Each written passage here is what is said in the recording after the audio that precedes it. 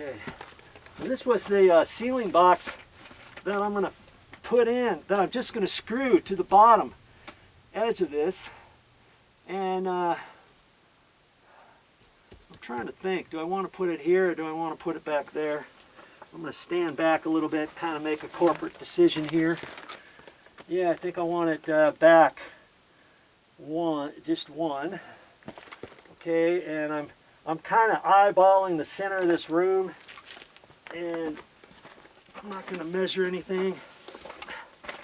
I'm going to put this box just where I think it needs to go. There's no rhyme or reason exactly where to put it. You can put it wherever you want, basically. Just don't get it too close to ductwork, or you have anything else going on. There's no sense for me to get it so close that it's hitting that or being too close. Okay, but this is far enough away from there, so that's where I'm going to put it.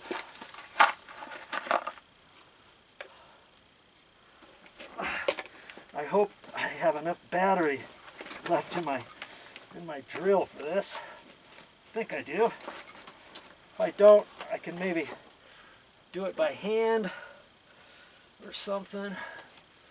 Right about there.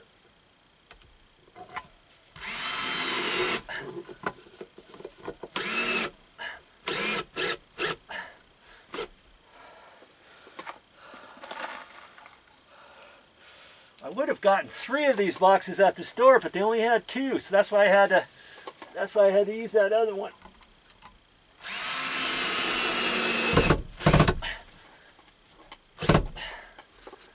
Okay. Okay. Solid as a rock.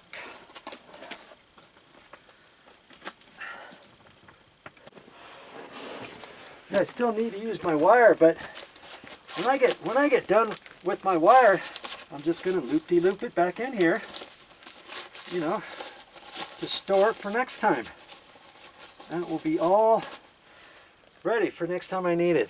See, don't tear off all the plastic on a 250-foot roll. Just cut a round hole in there, and you'll be able to find one end of it and pull it out, and away you go.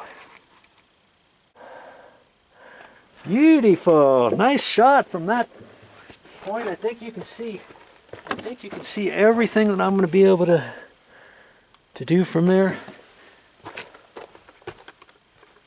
Okay. Another important tip: if you're going to be using drills, skill saws, whatever, when you get done with it, you might want to. Another good reason to have something down, or I don't like to drag this through the dirt, because you can get it into the motor portion. On a skill saw you can do that, sawzall, all that kind of stuff. So when I get done with it, with the drill, I'd like to try to keep it out of the dirt area.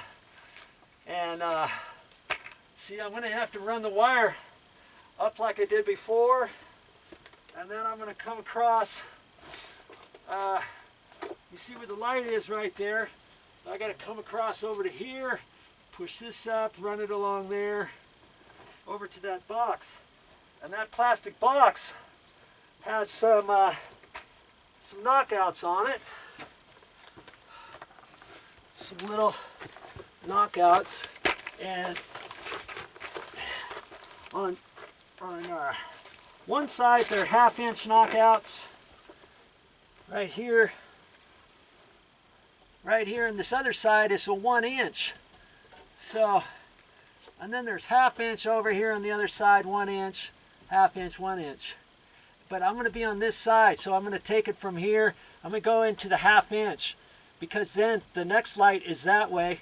So this first wire only comes from the box over there, and then terminates right here. So I've got to knock this this little side piece out. I'm not sure how well that's gonna. I probably could have knocked that out before I screwed it up there, but I wouldn't have known until I held it up there. Okay, I'm going to knock that side out. I could have knocked that out first and then screwed it in there. Okay, so the wire is going to come in and down through there. Then another wire is going to come up from there. Boom, boom, boom, along this into the next bay for the other light. And then the other light. We're daisy chaining the lights together on one switch, on the power to the switch. I only have to take power from that box. We got power into the box now, and now we got power going out of the box. I'm only going to have 2 wires coming into that 2-gang box. That'll be enough to power up the light switch and the electrical outlet that I plan on putting there, okay? And so that's how that's going to work. So I've got my wire here, and I'm just going to kind of loop it through here for now a little bit.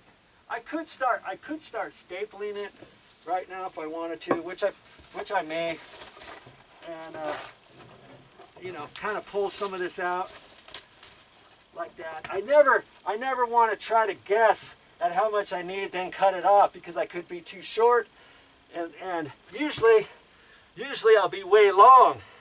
But then you've got a 2-foot piece, 3-foot piece, 4-foot piece. What are you going to use that for? You use it for pigtails and things like that, you know, but no sense cutting it yet, right? I'm just gonna start. Come over here. I've got my box in there. I'm running it through the same hole as before, and I can flatten it and put it right over where that other staple is. I didn't want to get you in here any closer. You can, I'm sure you see what I'm doing.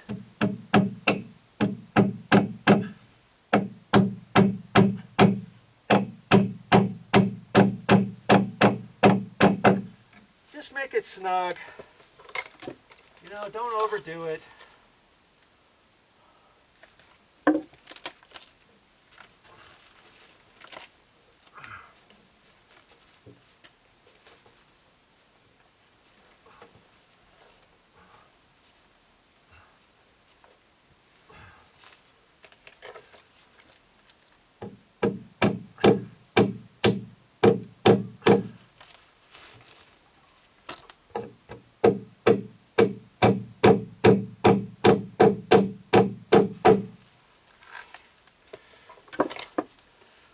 See, if I was doing it from scratch, and if I was wiring this whole house or something, I would start stapling up here or something, leave it long, and then because I got two wire, I could put one down in there and just leave it unstapled.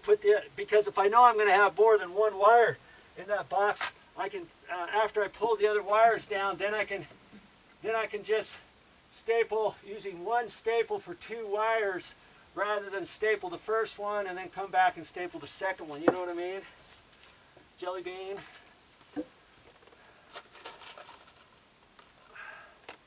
I'm just kind of giving you some tips along the way.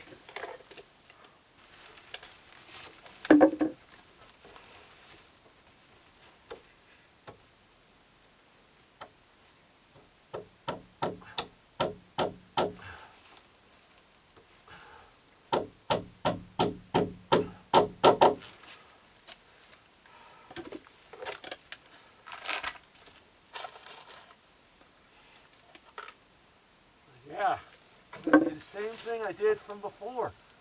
Jeez.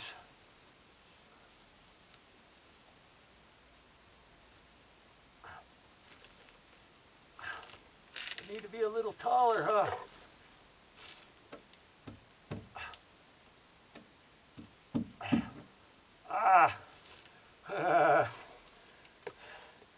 I'm trying to nail my rubber glove to the wood. Not that I want to, however.